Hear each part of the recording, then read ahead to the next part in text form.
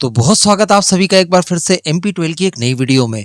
आज के इस वीडियो में हम लोग बात करने जा रहे हैं काफी लंबे समय के बाद तेजस मार्क 2 के संदर्भ में। देखिए, तेजस मार्क 2 से रिलेटेड एक अच्छी खबर हम लोगों ने आज से कुछ ही दिनों पहले जानी थी और वो थी इसके इंजन संबंधित।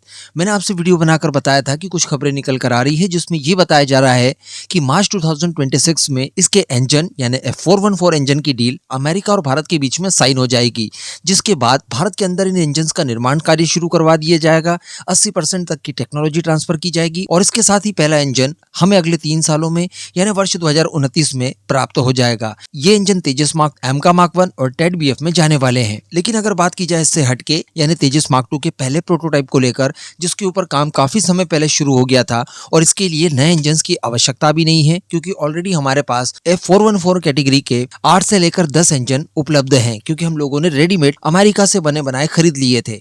तो इसके आधार पर हमारे प्रोटोटाइप का काम कहां पर पहुंचा और वो भला कब अनवील होगा। तो देखिए, बताया जा रहा है कि तेजस मार्क 2 का पहला प्रोटोटाइप इस समय अपने ग्राउंड टेस्ट से गुजर रहा है, जो कि काफी तेजी से किए जा रहे हैं। और जिस तरह की कंडीशंस दिखाई दे रही है, बताया जा रहा है कि मार्च 2026 और जून 2026 के बीच में इसे औपचारिक रूप से पूरी तरह से तैयार करके इसे अनवील कर दिया जाएगा। जी हाँ, इस समय जिस तरह की ग्राउंड टेस्टिंग की जा रही है, इनको लेकर बताया ये जा रहा है कि वर्तमान में इसके अलग अलग सब सिस्टम्स इसके अंदर इंटीग्रेट किए जा रहे हैं, उनका ग्राउंड वैलिडेशन किया जा रहा है। क्योंकि ये काम काफी जटिल होता है, इस वजह से काफी सावधानी पूर्वक और थोड़ा समय लेकर इन्हें किया जा रहा है। इसके अलावा बताया जा रहा है कि एयरफ्रेम की जो असेंबली चरण होती है, इससे ठीक पहले कई सारे ग्राउंड ट्रायल्स करना अनिवार्य होता है, जिसका उद्देश्य महत्वपूर्ण असेंबली के परफॉर्मेंस को सर्टिफिकेशन कराना हो सकता है। इसमें इसके सर्वाधिक important avionics, hydraulics, landing gears, power distribution units और बाकी के सब सिस्टम्स की टेस्टिंग वगैरह की जाती है। इन सब के बाद ही इसे फाइनल असेंबल करके इसे रोल आउट करके इसके टैक्सी ट्रायल्स और बाद में इसकी फर्स्ट फ्लाइट को कंडक्ट कराया जाता है। इसी आधार पर बताया ये जा रहा है कि अगर काम ऐसे ही सुचारू रूप से चलता रहा